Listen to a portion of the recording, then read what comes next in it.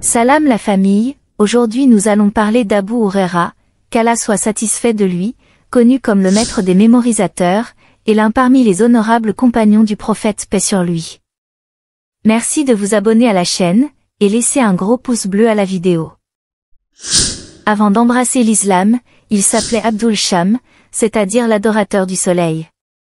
Après avoir embrassé l'islam, le prophète, paix sur lui, l'a appelé Abdurrahman, l'adorateur du très miséricordieux. Abu Huraira en effet, il était célèbre pour être bon envers les animaux et il avait un chaton en particulier, dont il prenait soin et avec lequel il se montrait beaucoup attentionné. Ce chaton l'accompagnait partout.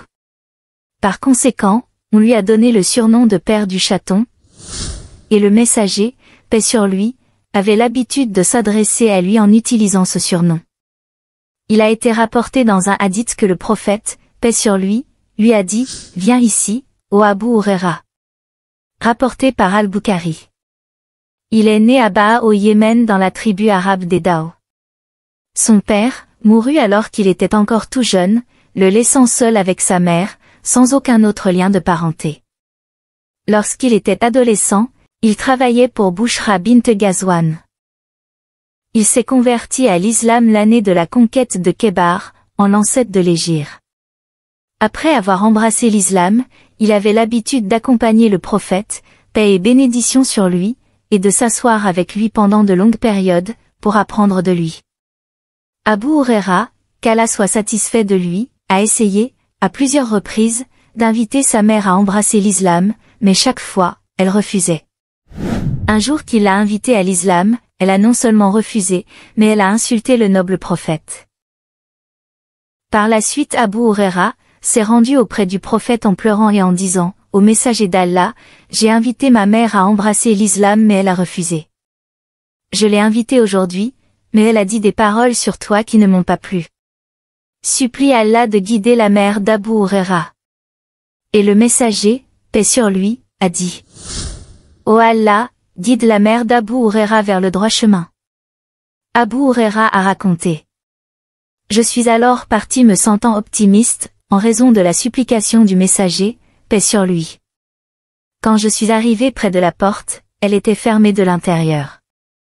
Ma mère a entendu le bruit de mes pas et a dit, « Ô Abu Huraira. Attends. » Puis, j'ai entendu le bruit de l'eau.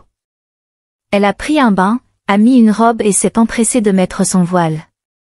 Puis, elle a ouvert la porte et a dit, « Ô Abu Huraira. Je témoigne qu'il n'y a rien qui soit digne d'adoration en dehors d'Allah, et que Muhammad est son serviteur et messager. » Abu Huraira a ajouté ensuite.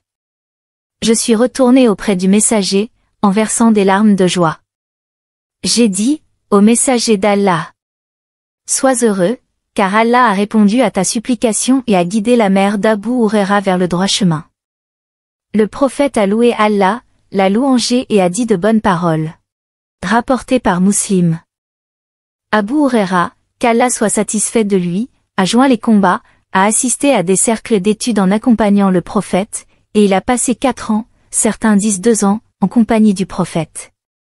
Il était parmi les compagnons les plus attachés au prophète, paix sur lui. Comparé à d'autres compagnons, Abu Huraira est celui qui a mémorisé le plus grand nombre de hadiths, rapportés par le prophète.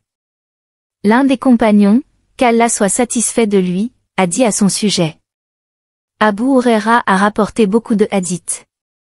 Aucun des Muhajirun, les émigrés de la Mecque, et des Ansar, les habitants de Médine, n'en a rapporté autant que lui.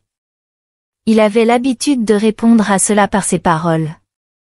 Mes frères parmi les Ansar, étaient occupés à cultiver leurs terres et mes frères parmi les Muhajirins, étaient occupés à faire du commerce. J'avais l'habitude de servir le messager d'Allah, paix sur lui, en échange de ce qui pouvait remplir mon estomac. J'ai fait cela afin d'être témoin de toute situation, au cas où ils seraient absents, et j'ai mémorisé ce dont ils ont été témoins, au cas où ils oublieraient. Abu Huraira, qu'Allah soit satisfait de lui, avait une excellente mémoire. Il était capable de mémoriser rapidement et il n'oubliait pas. Al-Shafi'i, qu'Allah lui fasse miséricorde, a dit à son sujet. Il s'agit de la personne qui a mémorisé la plupart des hadiths à son époque. Abu Huraira a dit de lui-même: personne ne connaît les narrations du prophète, plus que moi, à l'exception de Abdullah ibn Amr. Parce qu'il avait l'habitude de les écrire, contrairement à moi. Il aimait la connaissance et ses élèves lui rendaient visite jusqu'à ce qu'il n'y ait plus de place chez lui. Il était très estimé pour ses connaissances. Un jour, il étendit ses jambes et dit: nous sommes entrés dans la maison du messager d'Allah, paix sur lui, jusqu'à ce que nous ayons rempli la maison pendant que lui, il était allongé sur le côté. Quand il nous a vus, il a plié les jambes et a dit: après moi, il y aura des gens qui viendront à vous, en quête de connaissances. Accueillez-les, saluez-les et instruisez-les. Rapporté par Ibn Majah. Abu Huraira était extrêmement pauvre et avait l'habitude d'attacher une pierre sur son ventre en raison de la sévérité de sa faim. Allah, le Tout-Puissant, a honoré Abu Huraira en raison de sa foi et de sa sincérité envers Allah et son messager. Il a épousé la dame pour qui il travaillait avant d'accepter l'islam. À cet égard, il a déclaré: j'ai été élevé comme un orphelin. J'ai émigré comme un homme pauvre et j'ai travaillé pour Busra bint Ghazwan, en échange de ma nourriture. J'avais l'habitude de les servir, quand ils campaient et marchaient, en tenant les rênes de leur monture lorsqu'ils se déplaçaient. Toutes les louanges sont dues à Allah, qui a fait de la religion un moyen de rectification, et a fait d'Abu Huraira un dirigeant. Pendant le califat de Umar ibn al-Khattab, qu'Allah soit satisfait de lui, Abu Huraira a été nommé dirigeant de Bahreïn. Il était également le vice-régent de Médine, lorsque Marwan ibn al-Hakam, qu'Allah soit satisfait de lui, en était le dirigeant. Malgré cela, il avait l'habitude de transporter du bois de chauffage et de le vendre au marché. Il avait l'habitude de conseiller les gens en leur enjoignant de faire le bien et en leur interdisant le mal. Une fois, il est passé par le marché et a vu des gens préoccupés par la vie de ce monde. Il s'est alors tenu au milieu du marché et a crié aux gens: l'héritage du prophète, paix sur lui, est divisé, pendant que vous êtes ici. Pourquoi n'allez-vous pas prendre vos parts? Ils lui ont demandé: où est-ce? Il a répondu: dans la mosquée.